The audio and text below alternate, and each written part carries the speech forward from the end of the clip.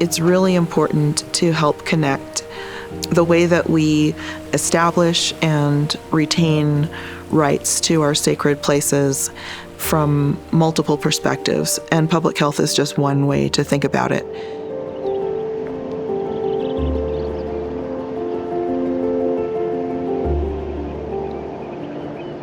The decimation of the buffalo herds impacted our cultural understandings and knowledge and identity of who we are as Mandan and Hidatsa people.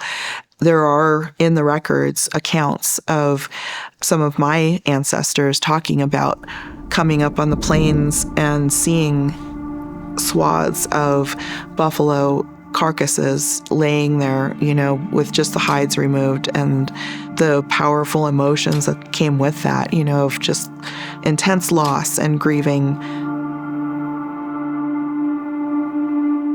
That was the organizing relationship for our tribes. And so for that to go away, it had a huge impact on our communities. Then in the 50s, there was something called a Pick-Sloan program, and it was to build a series of dams along the Missouri River. And so those dams, in particular the Garrison Dam, resulted in the flooding of the majority of our really rich bottomlands that ran across our reservation right next to the Missouri River. And we're agricultural, so to lose all of that, to have it covered up by water, that was a huge blow just in terms of the nutritional content that we were able to access after that. And in addition to that, our ancestors are buried there.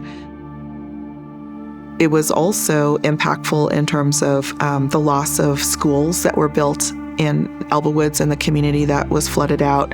The hospital, the only hospital on our reservation, we still don't have a hospital on our reservation anymore, even, 70 years later. We don't have access to education as easily. We don't have access to medical care.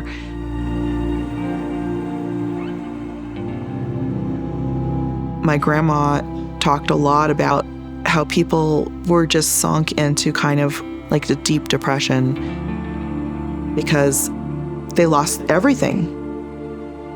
Their homes, the way that they connected as relatives, as community members.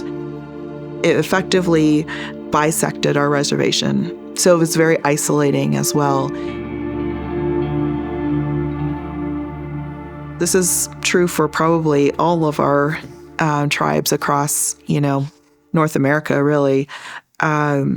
Removing children from this community of loving relatives who are looking out for you, who are teaching you, who are supporting you in all these important ways, it has all of these ramifications across multiple segments of society, across multiple generations over time.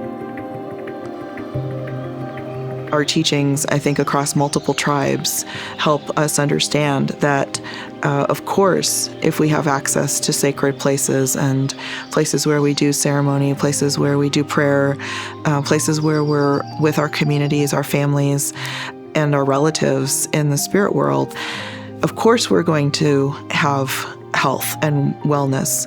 By understanding our history, we can then look forward and map out a future that actually maintains our ability to access those places and spaces that are going to help generations in the future maintain health and wellness from a cultural perspective.